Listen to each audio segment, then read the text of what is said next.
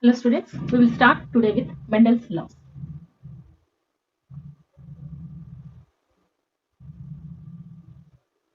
It is also called as laws of inheritance.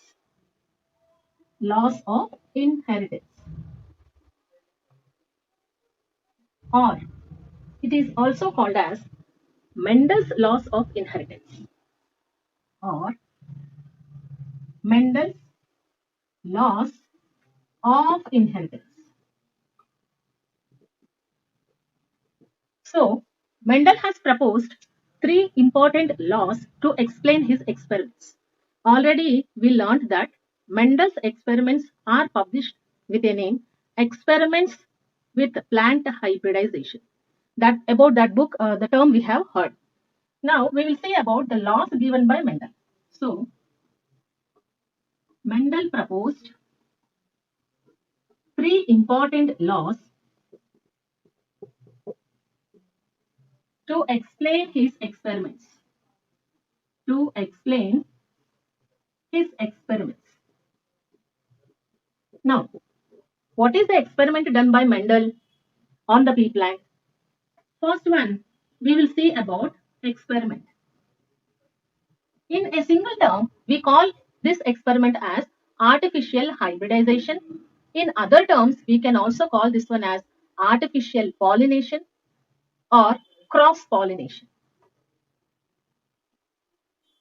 Name is artificial hybridization or artificial pollination or cross pollination. Cross pollination. So these are the three terms that are applied for Mendel's experiment. Now we will see what Mendel has done in this artificial hybridization. Main important term in this artificial hybridization is about emasculation term and also bagging term. What are those emasculation and bagging terms? First point, Mendel removed anthers of flowers. Anthers of flowers. Now, removing of these anthers is called, the process is called as emasculation. If a bit has come, what is meant by emasculation? Or if a bit has come, if anthers are removed, or a bit has come, if the androecium of the plant is removed, or if the bit has come like in an unisexual plant, if the male sex organs are removed in case of pea plant experiments done by the Mendel, then also answer will be emasculation only. Now, in the second step, the emasculated flower, emasculated flowers stigma is covered by a polythene bag. By a polythene bag. Now, covering the stigma of the emasculated flower with a polythene bag, that covering is called as bagging. Bagging. Now, what is use of bagging? Bagging will remove, or bagging will prevent the contamination of the stigma by the same type of pollen or any another undesired pollen. So what is meant by bagging and what is its use? Bagging means covering of the emasculated flowers stigma with a polythene bag or any some other bag. Now, use of bagging is preventing stigma from contamination. Contamination doesn't mean like removing the dirt and all that. Contamination here, in the sense, according to the experiment done by Mendel, it means that preventing the falling or the fertilization with undesired pollen. Either it can be of the same flower or any another flower which is not having the desired characters in it. Now, in the third step, Mendel sprinkled the desired pollen grain to obtain the desired offspring, which has the required characteristic feature because of the selected pollen grain. Okay, this is the experiment done by Mendel. Now, let's also see why Mendel has selected only the pea plant. Because the first point will be the lifespan of a pollen grain, or lifespan of a pea plant is very less. Means within a week it will give completely the seeds. Lifespan of a pea plant is only 3 to 4 weeks. Means within that time period it has to grow, the seed has to germinate, it has to grow into adult plant, and it will give the seeds also. Second thing, pea plant produced 14 different or contrasting characters. The third thing, pea plant gave a large or huge seeds or offsprings. Okay. See, offsprings means when the seeds are germinated, then we will get this one. Here we can say pea plant gave a large or huge number of seeds. Huge number of seeds. This is one of the important feature why Mendel has selected the pea plants. Another one, seeds did not show dormancy. What do you mean by this? Dormancy means any type of seed during its germination, it should get germinated in the favorable and unfavorable conditions. Such type of nature is they are tolerating they are not exhibiting the dormancy. See, some seeds, when the conditions are not favorable, they will not germinate. But pea plant is able to tolerate even unfavorable conditions, and it is when we provide the required nutrients and little bit of moisture, it is showing the germination. Means it is overcoming the type of unfavorable conditions very quickly and easily. Another important one, pea plant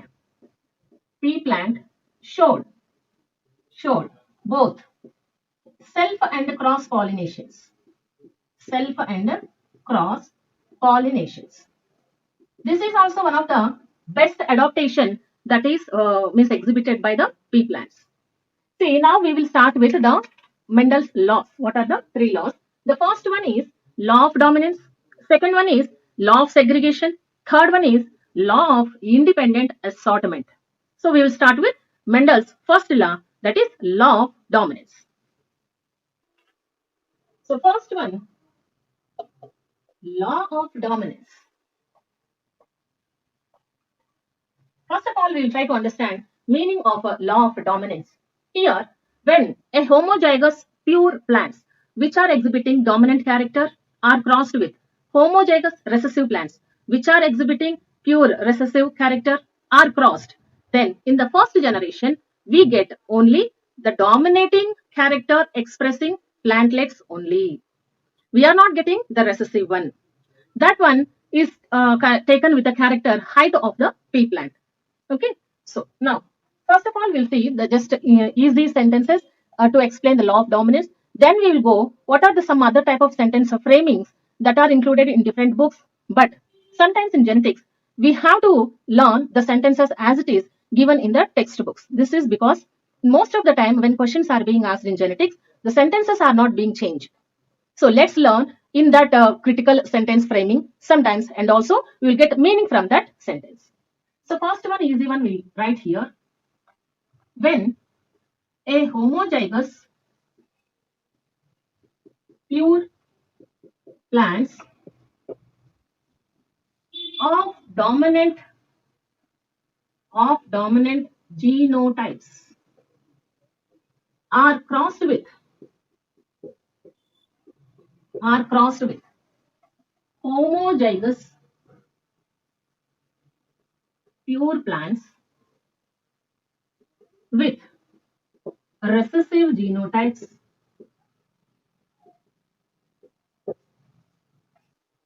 the obtained offsprings, the obtained offsprings in first generation are exhibiting only the dominant character, the dominant character, but the genotype is heterozygous, but the genotype is of heterozygous. By this sentence, we can get complete meaning of law of dominance. Here, homozygous pure plants, we know the alleles should be of same type. Dominant genotypes I have written. So, if you take the character height, then dominant alleles will be like this.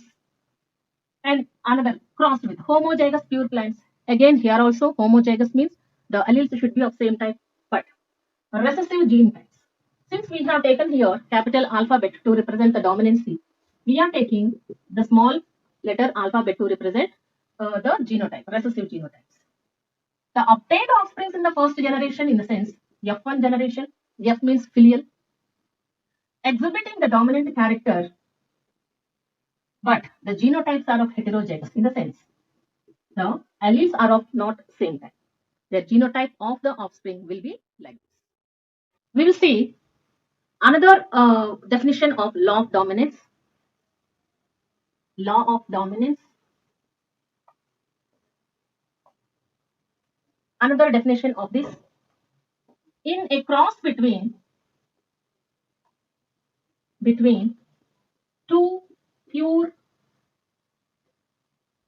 plants, in a two pure plants that are different for any pair of contrasting characters,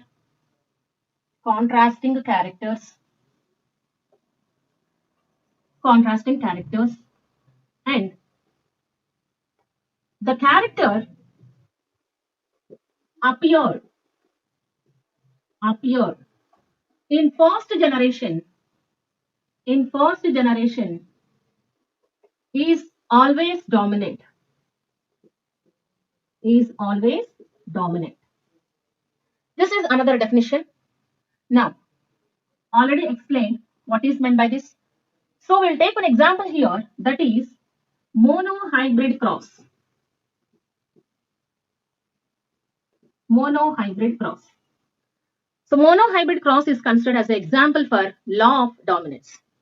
If we take two plants, so we are considering those two plants which we are taking for our sample example explanation as parent 1, which is having homozygous dominant alleles, which is crossed with homozygous recessive alleles.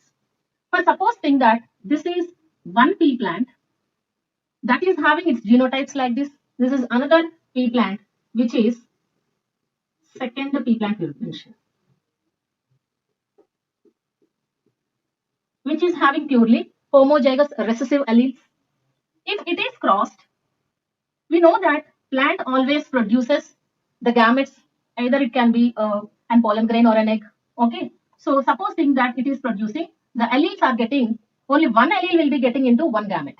Means if this plant is giving out pollen grains, then if this is the pollen grain, only one allele will enter into that pollen grain. So that we are telling that gamete is a haploid. For supposing that these two are male gametes,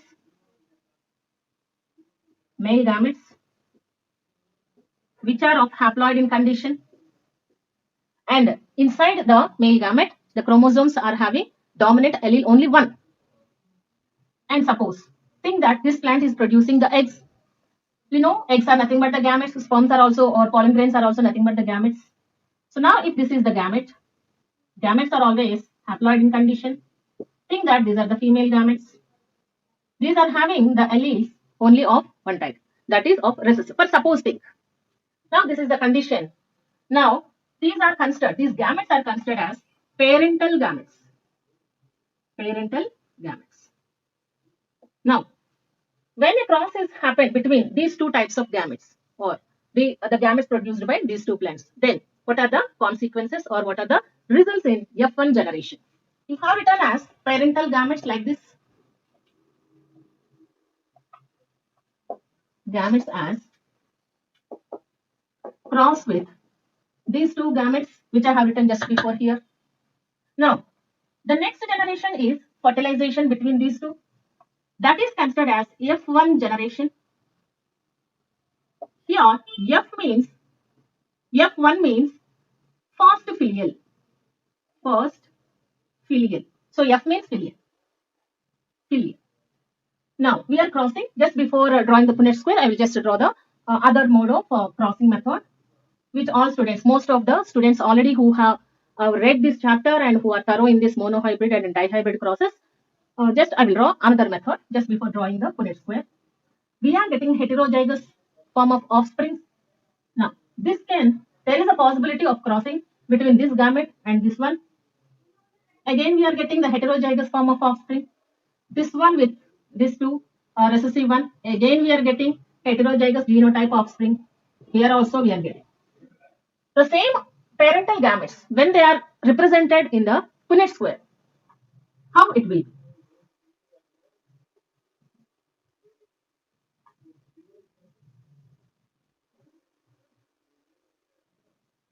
Let's take the dominant one, which we are considering as pollen grain, and the recessive one, which we are considering as the gametes or the egg cells.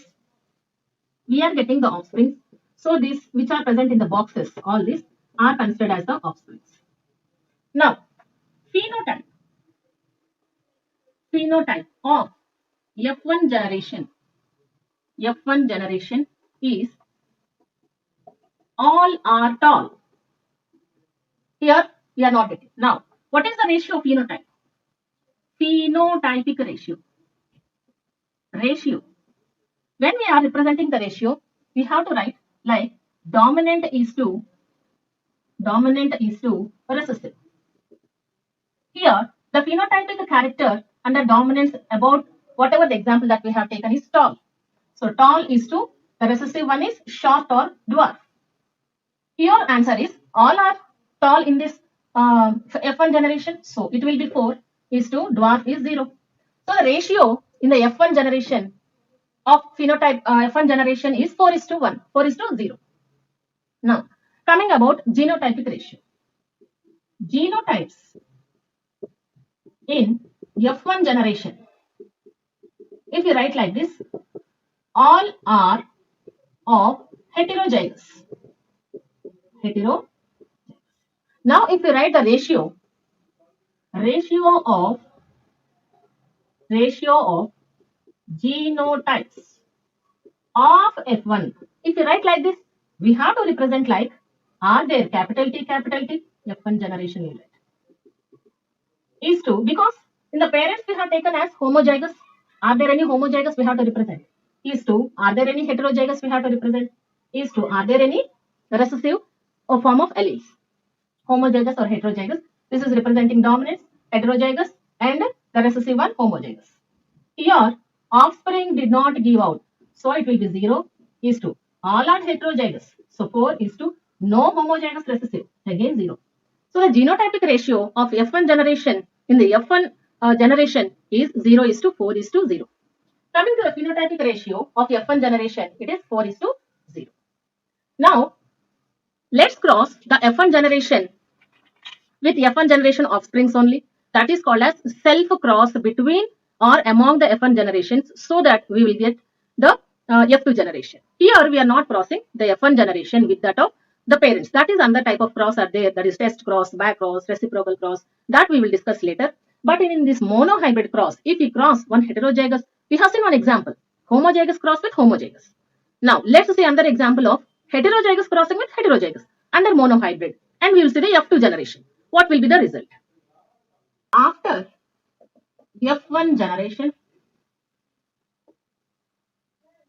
comma, self-cross between or among F1 offsprings.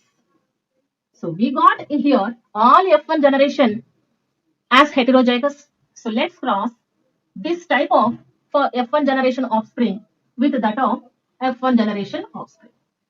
Now this again we'll get, let's get the gametes. Think that this is a male gamete which is having capital T, another male gamete which is having small t, means recessive allele. Here also the gametes with dominant allele, gamete with recessive allele. So these type of gametes are called as F1 generation gametes. Gametes. Now, directly I'm going for Punnett square of this. Think that these are the male pollen, both these are the female pollen. Let's write a Punnett square.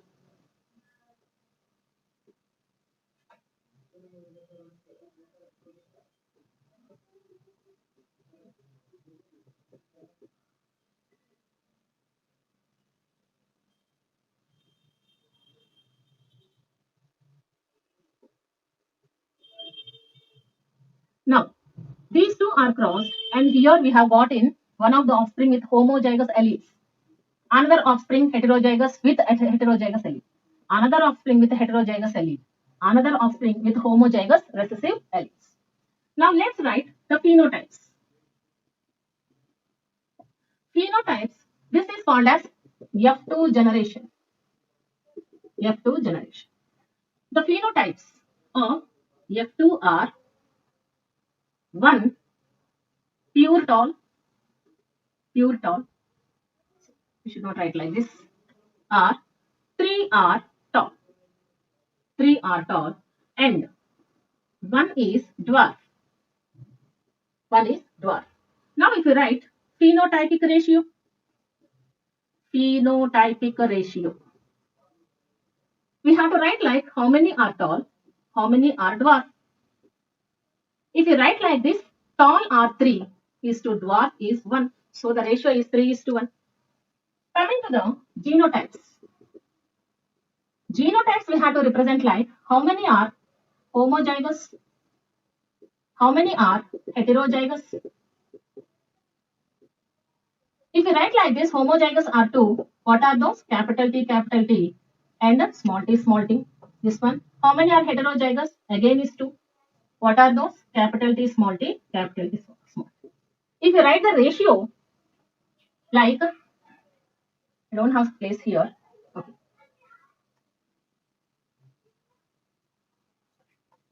Under genotypic ratio.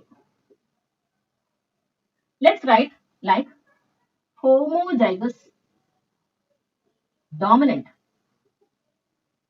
is to heterozygous is to homozygous recessive. We can write here dominant, heterozygous, dominant. We already know that in heterozygous, mostly the dominant one is only getting expressed. But there are some exceptions also. What is incomplete dominance? That we'll see later. How many are homozygous dominant alleles? 1 is to. How many are heterozygous? 1 and 2. 2 is to. How many are homozygous recessive? Again 1. So the answer is 1 is to 2 is to 1 genotype in case of F2 generation. Now, here we can take another example. This example is regarding the height character of the pea plant. You can also take one more example that I have seen in some of the competitive examination books for NEET. Likewise, curling hair is dominant over silky hair. It means that the alleles that are responsible for the curling hair are dominant over the alleles that are responsible for the silky hair or soft hair. That example also we will take as one of the best examples for our discussion. Next, I am going for that example and I am erasing this. Example 2. Curling hair is dominant over silky hair or soft hair. This is another best example. Now, Law of dominance is very much significant in the nature for most of the organisms, and it is considered as true type of phenotypic and genotypic expression given by many types of plants and animals.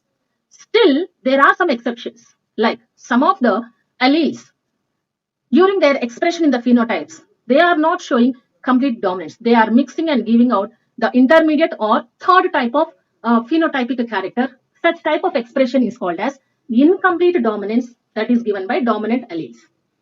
So, law of dominance is significant and true, but still there are some exceptions.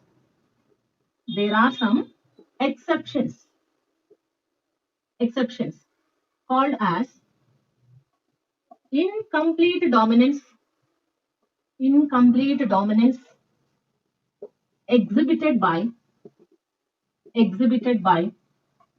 dominant alleles due to mix up with recessive alleles or genes. So that is called as incomplete dominance. Here we have some examples. So examples of incomplete dominance. Here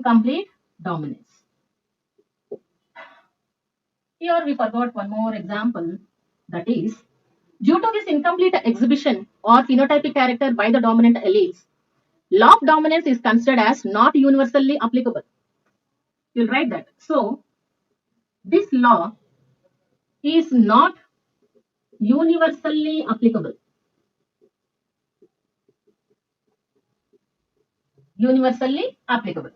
And best examples are, in case of 4 o'clock plant, which is also called as Mirabilis jalapa, and another type of plant is there, that is Antirrhinum,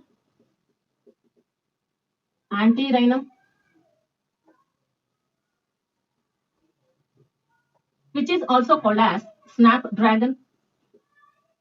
This is given in your NCERT book also, which is also called as dog flower. In these both types of plants, red color is dominant, white color is recessive. White flowers are recessive, but they showed the third intermediate color, that is called as pink color, in the F1 generation. This we will discuss in the next video. Okay, so this is about the incomplete dominance and its phenotypic expression by some of the exceptions. We can also take some other example like eggplant. For suppose violet color brinjal we know, green color brinjal we know. We also see in the market third variety of brinjals in which there are stripes like violet color stripes and green color stripes on the brinjal outermost coat.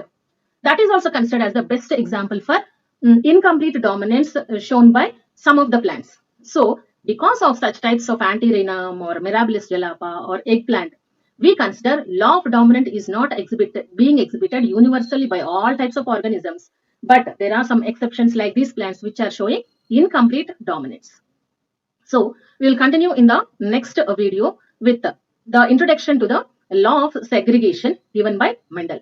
We have to remember one more point, that Mendel has proposed these 3 laws to explain his experiment, but he did not do the experiment majorly to explain his laws. His laws have been extracted to explain his experiment. What is that experiment? Artificial hybridization. Okay.